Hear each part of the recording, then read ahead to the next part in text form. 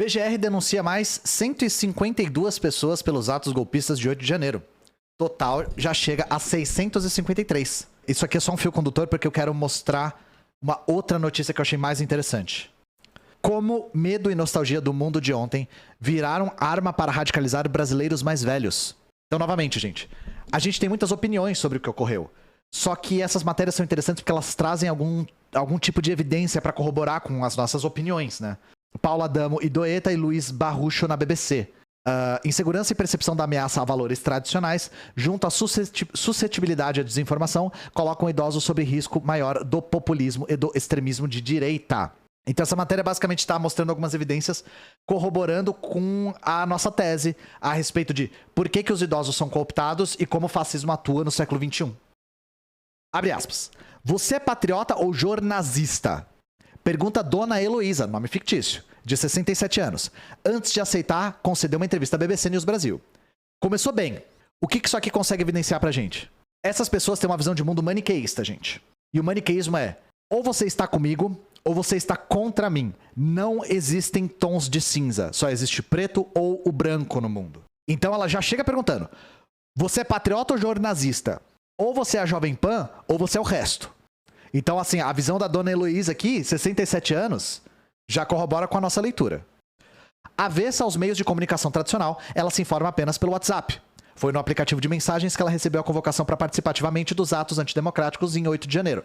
Outra coisa que a gente falou aqui. Pessoas que foram radicalizadas à direita pelo bolsonarismo tendem a se isolar do mundo e usar só um meio de comunicação.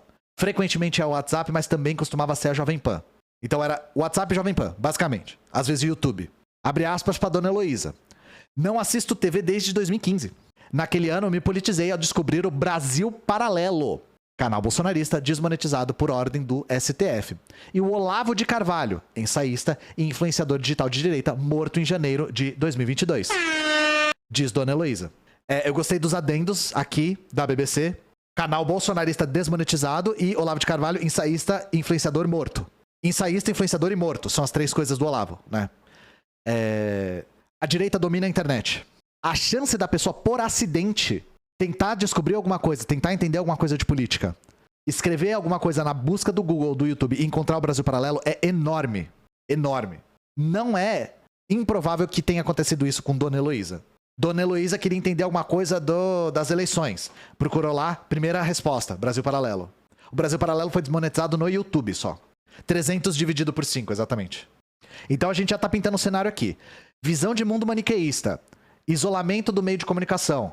Encontrar a extrema-direita pesquisando na internet, provavelmente. Isso aqui é só uma suposição minha. Embora não tenha entrado no Congresso Nacional, ela esteve entre o grupo que subiu na rampa e na parte elevada do edifício legislativo. Acabou detida no dia seguinte, quando a polícia desbaratou os acampamentos bolsonaristas diante dos quartéis. Foi fichada e liberada após 12 horas. Alguns dos detidos nos atos e acampamentos agora responderão ao processo legal. Até 31 de janeiro, o Ministério Público Federal havia apresentado denúncia contra 479 pessoas por crimes como associação criminosa, abolição violenta do Estado Democrático de Direito, golpe de Estado e dano qualificado pela violência. Dona Heloísa emociona-se ao explicar por que decidiu encarar a longa viagem de ônibus do interior de Minas Gerais, onde vive com um filho de 28 anos, que também é de direita, até a capital federal. Abre aspas. Quero um país melhor para mim, para você e para todos. O Lula e a esquerda vão implementar o comunismo no Brasil. Vamos virar uma Venezuela, uma Cuba, uma Coreia do Norte, argumenta. Outra coisa.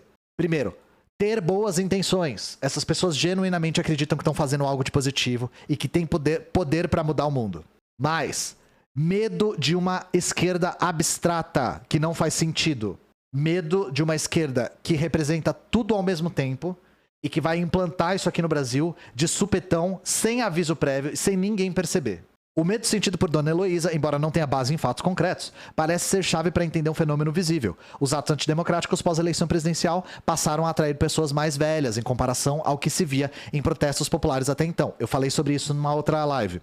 Para mim, tem dois grupos majoritários que formam grupos dentro desses atos antidemocráticos do dia 8.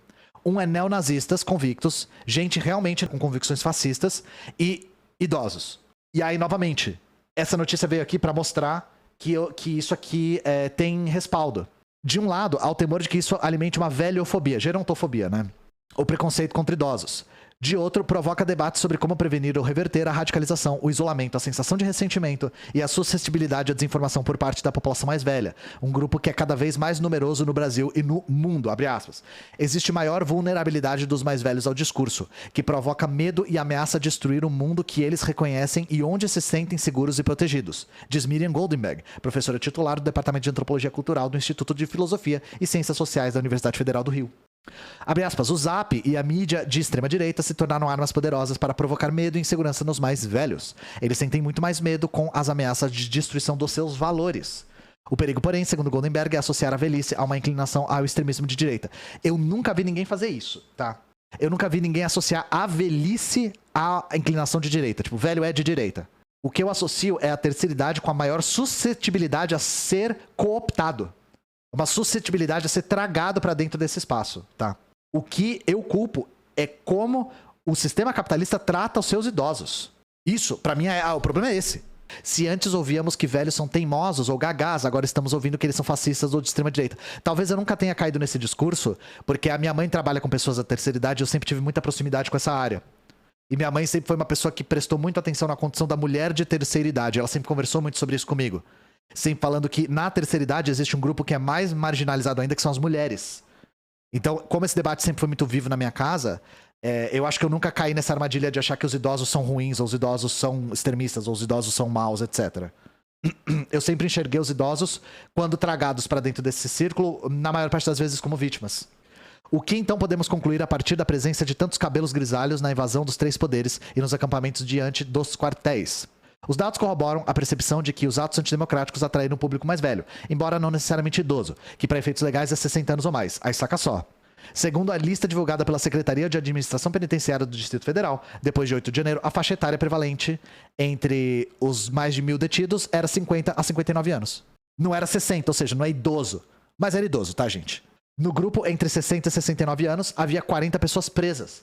Mais duas tinham mais de 70 anos e uma terceira tinha mais de 80. Idosos costumam ser mais conservadores? Então, novamente, eu não acho... Isso é dizer que existe alguma condição na terceira idade que faz você ser conservador, e eu não acredito que isso seja verdade. Eu acredito que existe alguma coisa na maneira como os idosos são tratados, na maneira como os idosos ingressam na terceira idade, que os deixa suscetíveis.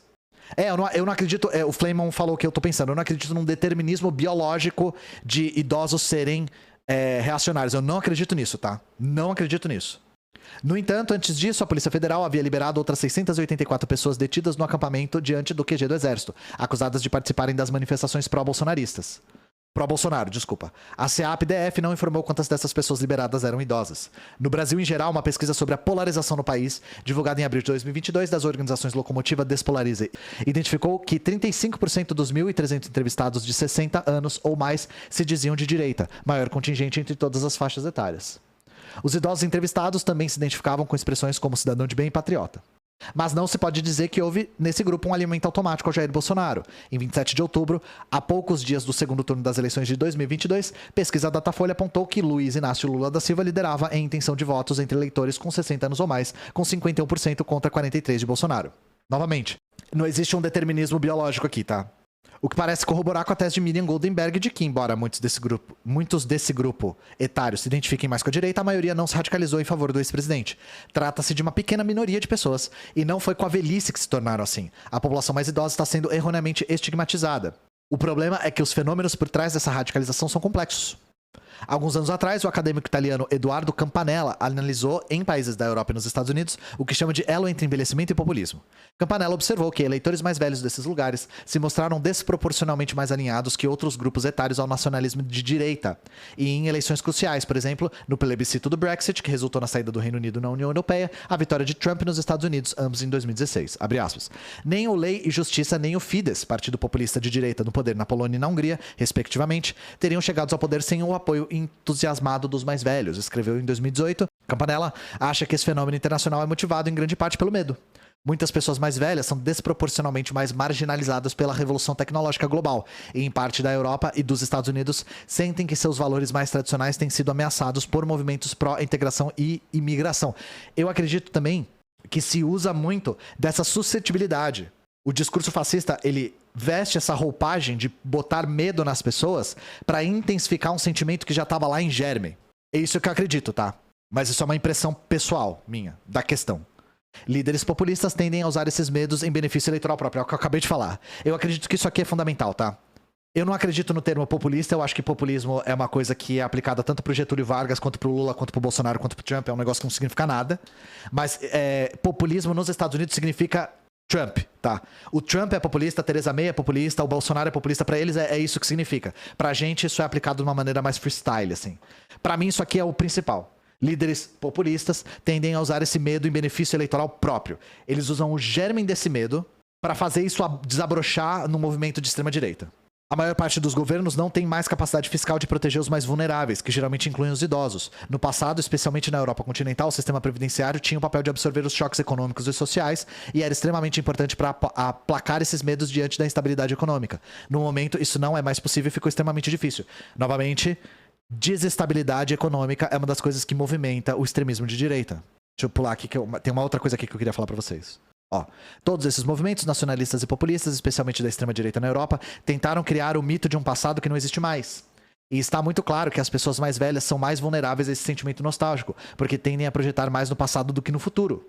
Aqui no Brasil, alguns traços de nostalgia aparecem também no discurso de Dona Heloísa, ao comentar a sua motivação para participar dos atos em Brasília, em especial quando a conversa com a reportagem toca no período da ditadura militar, repetidamente glorificada por Bolsonaro, abre aspas. Não fale ditadura militar, fale governo militar, diz ela. Foi a melhor época da minha vida. Eu tive uma vida tranquila, eu andava à noite, só eu e meu irmão, a gente ia pra boate, voltava 3 da manhã andando a pé, porque era muito, muito legal. Eu acho que nosso ensino era bom, a gente sabia o que era pátria, o que era Deus, sabia o que era moral e bons costumes. Ou seja, tá bom pra mim, que se fodam os outros, né?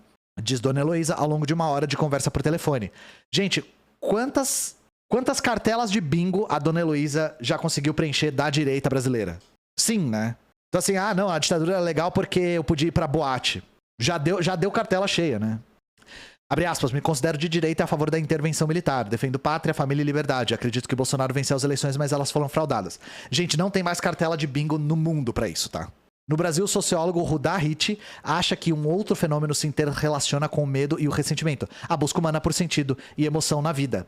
Ele teoriza que uma espécie de tédio crônico parece estar acometendo uma parcela dos brasileiros radicalizados, em especial em cidades do interior do Brasil, onde as oportunidades tendem a ser mais escassas. Eu vou até mudar isso aqui. Eu não acho que é tédio crônico, eu acho que é abandono crônico, tá? As pessoas da terceira idade são abandonadas. Por quê? Porque o sistema capitalista vê pessoas da terceira idade como um ônus, como um fardo. E se elas morressem rápido, seria ótimo. O Paulo Guedes até falou coisas parecidas com isso. Então, não é tédio crônico, é abandono crônico. Abandono. Tem que ensinar idoso a jogar LOL, exatamente. A solução é a lan house de idoso. Eu acredito que a solução pra solidão é abre lan house de idoso, só pode entrar 60 a mais. E todo idoso tem que aprender a jogar, respectivamente, CS 1.6, LOL e Valorant. Tem que aprender StarCraft também. 2. Com os pacotes de expansão. E tem que começar por Zerg. Pra deixar a cabeça mais afiada. Abre aspas. Esse tédio impele a pessoa não só a melancolia, mas uma luta desesperada pra ter um sentido na vida. Esse abandono, né? Que é autor do livro Fascismo Brasileiro e o Brasil gerou o seu ovo da serpente. O que define esse tédio crônico, me parece, é a característica interiorana, de pessoas que têm uma vida extremamente pacata, mas que o seu espírito gostaria de algo mais. Não gosto dessa leitura. E nesse sentido, o bolsonarismo criou o caminho e de poder se projetar pelo anti-institucionalismo, ou seja, pela negação do campo institucional. Eu não acredito nisso, tá, gente? Eu não acho que a pessoa estava entediada e de repente foi fazer um golpe de Estado. Eu não acredito nisso de verdade, tá? Eu acredito que o abandono é muito mais fundamental. O abandono e o medo. É porque essas pessoas também, nesses grupos, encontram um grupo pra fazer parte. Encontram uma comunidade. Comunidade é importantíssima. A gente vê isso com células neonazistas de jovens. Jovens que foram tragados para células neonazistas por uma questão de senso de comunidade. E de pertencimento com uma identidade comum. O sentimento de pertencimento ele é muito poderoso. Por fim, elemento importante nessa equação toda é o que se chama de letramento digital. É aqui que eu discordo, tá? Eu discordo muito desse texto nessa parte. Pesquisas acadêmicas já identificaram que pessoas mais velhas são mais suscetíveis à desinformação online. Não tô negando isso, mas meu ponto é esse próximo. Nos Estados Unidos, pessoas com 65 anos ou mais tinham o dobro de probabilidade de serem expostas a fake news, 7 vezes mais probabilidade de compartilhar notícias falsas no Facebook, em comparação com jovens de 18 e 29 anos. Aí aqui, ó. O meu ponto é esse aqui, ó. Não há caminhos fáceis, diz o estudioso, mas a ideia de aprendizado constante precisa ser adaptada à realidade. Eu acho que eu pulei a parte que eu queria ler. Peraí. Aqui, ó. Mesma pesquisa, porém, traz razões para o otimismo. Após uma sessão de curso digital em inglês, 85% dos participantes aumentaram sua capacidade de discernir informações falsas. 11 pontos percentuais a mais do que antes dessa sessão. Gente, eu discordo muito desse método. E aí, abrindo a brecha para a analogia ser a minha paixão, momento analogia, tá? Vocês vão me permitir, momento analogia, de novo. O que é mais fácil? Usar um colete à prova de balas ou tirar as balas de uma pistola? Pra garantir que essa pistola não vai matar ninguém, você tem que botar colete à prova de balas em todo mundo, né? Se for usar esse método. Mas aí o método de tirar as balas da pistola é só uma vez. Você tira e essa pistola não consegue mais matar ninguém. Finalizada a analogia, gente, a internet precisa ser regulada. Não adianta você querer dar aula de letramento digital para todos os idosos e aí acreditar que isso vai fazer com que fake news não circule mais. Isso não vai acontecer. Por quê? Isso aqui não é só uma questão de letramento digital. Não é só uma questão de saber discernir ou não. Existe uma questão afetiva muito importante aqui. Essas pessoas recebem essas informações de pessoas que elas confiam. Por que o WhatsApp é tão poderoso? Porque você não está recebendo a notícia da Globo. Você está recebendo a notícia do teu tio. Você está recebendo a notícia da tua comadre. E a tua comadre não ia mentir para você. Ela quer o seu melhor. Ela vai mandar coisas que ela quer que você saiba pelo seu bem. E a comadre é inteligente, ela não é burra, ela ia ter checado isso antes. Se a comadre mandou, provavelmente é verdade. Isso é uma questão afetiva que está para além de letramento digital. Tem que controlar a circulação de mentiras na internet. Não dá para botar um colete à prova de balas em todo idoso. Tem que tirar as balas da pistola. Por isso, nesse trecho aqui eu discordo em gênero, número e grau. O que não é dizer que os idosos não são mais suscetíveis à mentira. São? São. Por uma questão de letramento digital, sim. A gente é de uma geração que foi tentar baixar Smells Like Teen Spirit no casar e veio Happy Tree Friends, gente. A gente é de uma geração que baixar peer-to-peer música era um negócio de altíssimo risco, sabe? Você foi tentar baixar a música do Raça Negra e veio funk proibidão no lugar, sabe? Veio o funk da farofa. Veio o vídeo do Dai Leon, tá ligado? O vídeo da Feira da Fruta do Batman. Vinha Rita Cadillac.exe, tá ligado? Tá a geração de gente que é safo. Gente que sabe que você não é o visitante número 99999. Ela sabe disso.